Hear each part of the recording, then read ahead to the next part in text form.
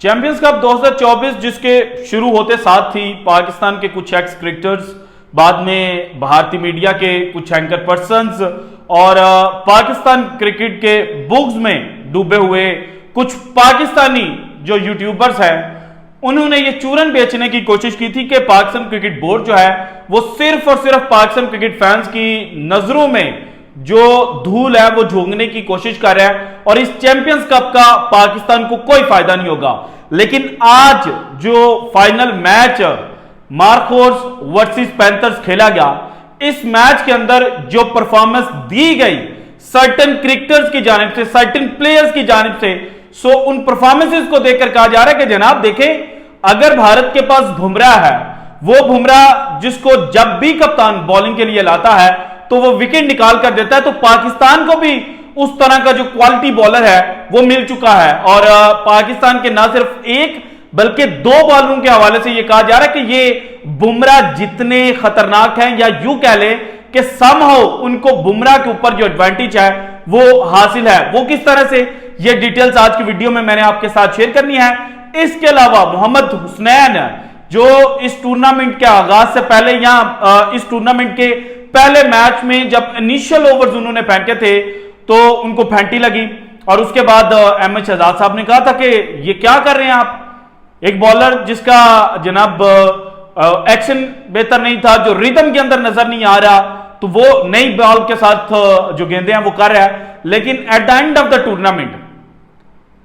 वही बॉलर जिसको सबसे ज्यादा तनकीद का सामना करना पड़ा था पहले दिन उसकी बॉलिंग को देखकर, वो इस टूर्नामेंट का लीडिंग विकेट टेकर है और इसी की बॉलिंग को देखकर कहा जा रहा है कि जनाब Pakistan is back on track. So जनाब मोहम्मद हुसनैन के बारे में भी डिटेल शेयर करूंगा।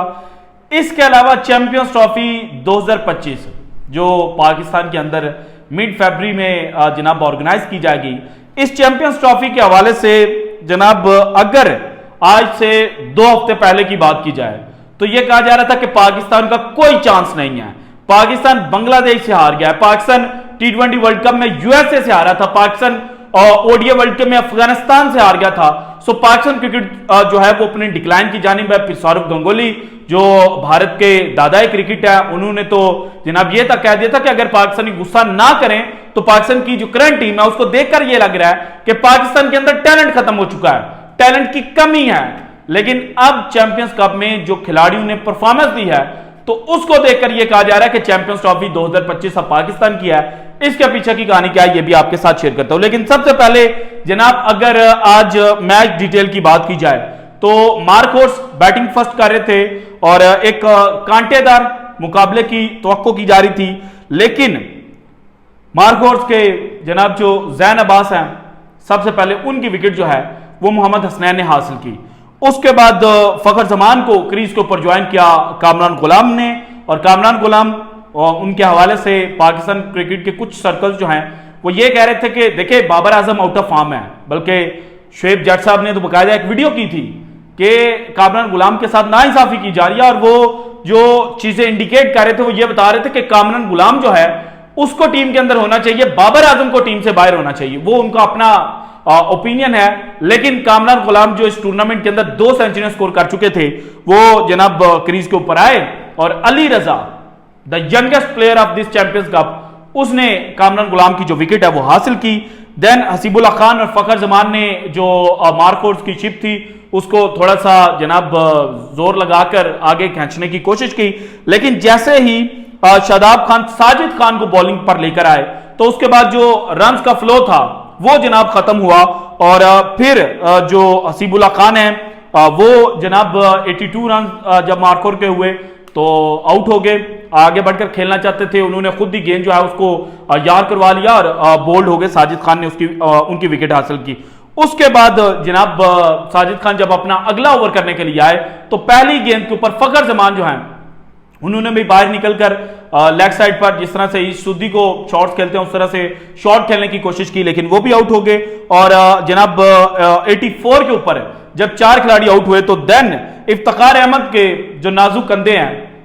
उनके ऊपर सारा जो जिम्मेदारियां वो आ गई थी। लेकिन इफ्तिखार अहमद जो हैं वो भी जनाब आज कुछ नहीं कर पाए और उनकी विकेट हासिल की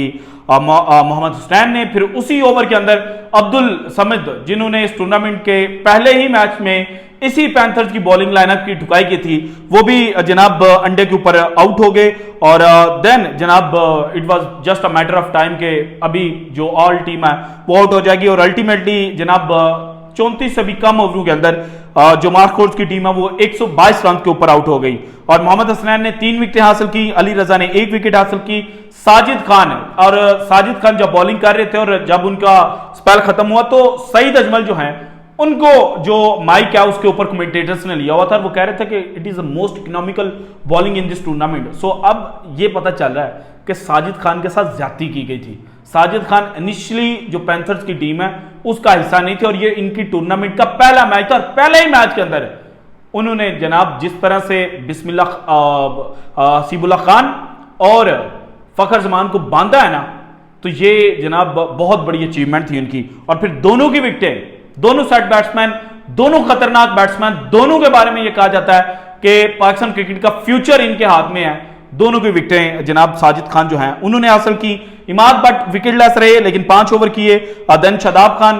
3 ओवर किए, 1 विकेट इनके खाते में आई। और एंड पर इरफात मिन्हाज जो हैं उन्होंने जनाब 2.4 ओवर किए, 1 ओवर इनका मैडन था, 1 रन इन्होंने दिया और 3 विकेटें जो हैं वो हासिल की। इसके बाद जनाब जो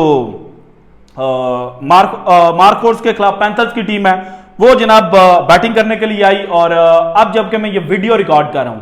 तो उस वक्त इंटरेस्टिंगली 95 रन के ऊपर 5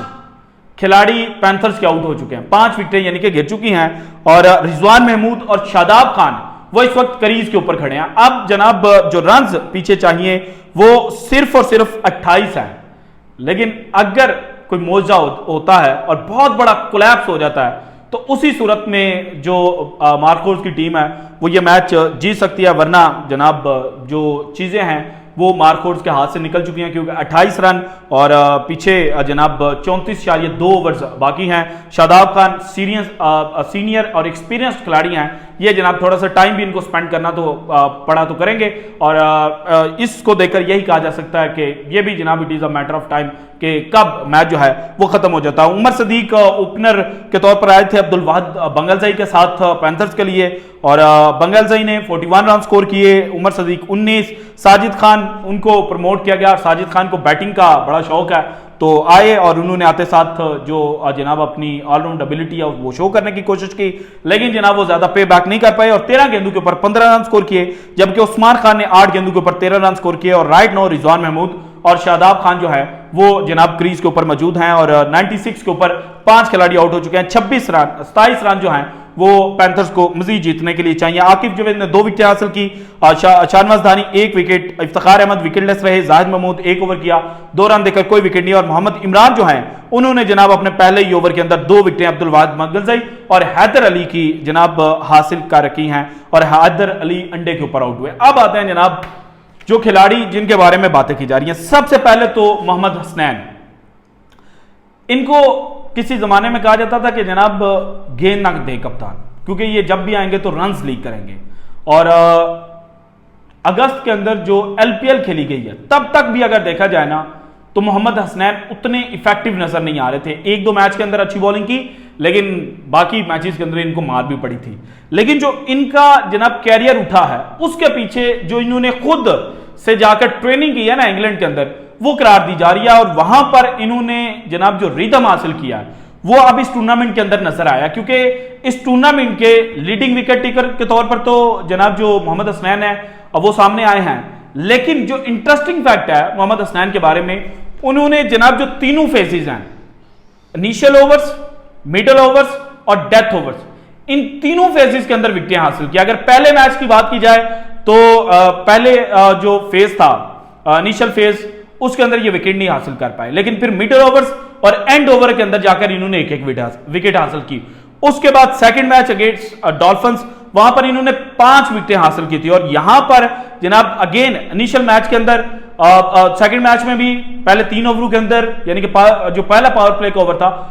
ओवर से उनमें इनको विकेटें नहीं मिली, लेकिन फिर जनाब 28वें ओवर में मिडल ओवर्स में जाकर इन्होंने सौशकिल की विकेट हासिल की, फिर आसिफ अली की विकेट हासिल की, और फिर डेथ पर इन्होंने कासिम अकरम, अब्बास अफरीदी और फहीम अशरफ जो हैं उनकी विकेट हासिल की। देन जनाब जो इन्होंने तीसरा मैच अगेंस्ट लायंस खेला, वहां पर जनाब पावर प्ले के अंदर ही अपने जनाब चौथे ओवर के अंदर इन्होंने इमाम अल हक की विकेट हासिल की, और फिर मिडल ओवर्स में जाकर इन्होंने सिराजुद्दीन की विकेट हासिल की। इसके बाद अगेंस्ट स्टालियंस, और स्टालियंस के दो बैट्समैन जो मैच पैंथर से जीत सकते थे वो थे जनाब बाबर आजम और आदिल अमीन। अब आदिल अमीन के नाम से शायद पाकिस्तान के क्रिकेट फैंस उतने वाकिफ ना हो, लेकिन डोमेस्टिक क्रिकेट के अंदर जो केपी रीजन और पिशावर की टीम को जबरदस्त कामयाबियां दिलवा चुका है ना, वो आदिल अमीन है। तो इन दोनों की विकेटें, एक की इनिशियल फेज में और एक की डेथ ओवर्स में जाकर हासिल की जनाब मोहम्मद हसनैन ने। देन मार्कोर्स के खिलाफ जो क्वालिफायर नंबर 1 खेला, यहां पर